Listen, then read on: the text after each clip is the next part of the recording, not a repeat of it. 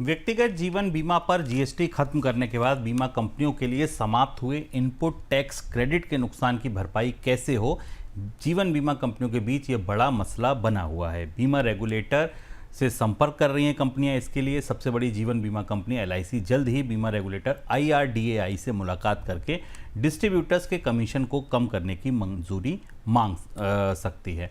Sir, क्या उलझन है ये कंपनियों की? दरअसल क्यों डिस्ट्रीब्यूटर के कमीशन कम करने की बात शुरू हो गई? बीमा कंपनियों ने आईटीसी ने जीएसटी में कटौती तो लागू कर दी। हालांकि कोई बड़ा डिमांड हमें बाकी चीजों की तो डिमांड दिखी, पर जो आंकड़े आ रहे हैं उस हिसाब से बीमा की मांग उतनी तेजी से बढ़ती नहीं दिखाई दी जिस हिसाब से कटौती की गई थी और बड़ी रियायत दी गई थी। सबसे बड़ी बात यह है कि जो इनपुट टैक्स क्रेडिट के नए नियम आए हैं, जो बीमा कंपनियों ने लगातार वित्त मंत्रालय से कोशिश भी की, वो नहीं।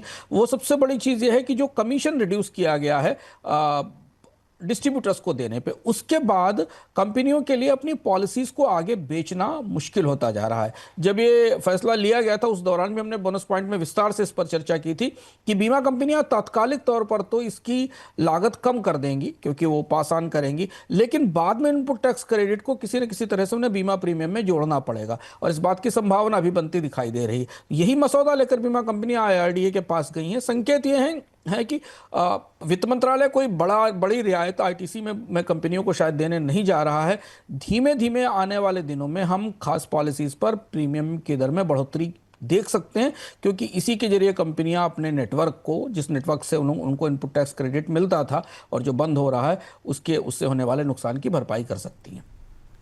रिजर्व बैंक की तरफ से इस साल रेपो रेट में 100 बेसिस पॉइंट की कटौती के बाद भी बैंकों की तरफ से कर्ज महंगा किया जा रहा है। हाल के दिनों में कई बैंकों ने नए लोन पर ब्याज की दरें बढ़ाई हैं। इसके अलावा कुछ बैंकों के होम लोन की दरें भी बढ़ी हैं। सरकार के 10 साल के बॉन्ड यील्ड में भी हाल के दिनों में बढ़ोतरी हुई है। सर, नए लोन्स की रेट्स कितनी बढ़ी हैं? लगभग नए लोन के आंकड़े जो आए हैं वो थोड़े चौंकाने वाले हैं और आरबीआई की बैठक शुरू हो रही है। इस बीच में आरबीआई तो कह रहा था कि रियायत पास ऑन की जाए, लेकिन यहाँ उल्टा हो रहा है। नए लोन की औसत ब्याज दर जो जून में करीब 8.62% थी, वो जुलाई में 8.80% हो गई, करीब 18 बेसिस पॉइंट की बढ़ोतरी दिख रही। MCLR जो कि marginal cost of lending rate है बैंकों की, अगस्त में थोड़ा कम हुआ था, लेकिन नए लोन की दर फिर भी बढ़ी है।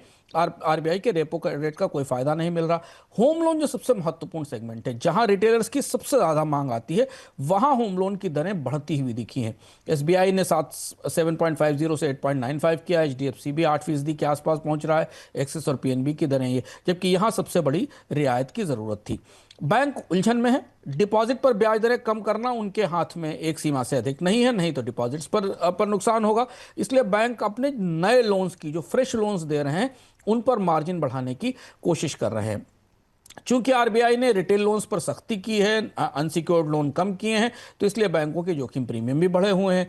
क्रेडिट डिपॉजिट हो नहीं रहा है और डिपॉजिट को रोकना जरूरी है, इसलिए बैंकों के पास अब कोई रास्ता नहीं है। अच्छा, कारपोरेट और रिटेल ग्राहक भी ऊंची ब्याज दरों के कारण कम लोन ले रहे हैं, तो जो लोन जा भी रहे हैं, जो ऑफटेक हो भी रहा है, उस पर बैंक अपना मार्जिन बेहतर करने की कोशिश कर रहे हैं। और ये रिजर्व बैंक की पूरी जो कोशिश थी ब्याज दरों में कटौती की, 100 बेसिस पॉइंट की कटौती आरबीआई ने की थी, ये उसके बिल्कुल विपरीत जा रही है। और खासतौर से इस समय जबकि बाजार में त्योहारी खरीद का मौसम है और ब्याज दरें कम होने की उम्मीद थी, थोड़ा ब्याज दरों का परिदृश्य जो है वो एंटी क्लाइमेक्स जैसा हो रहा है।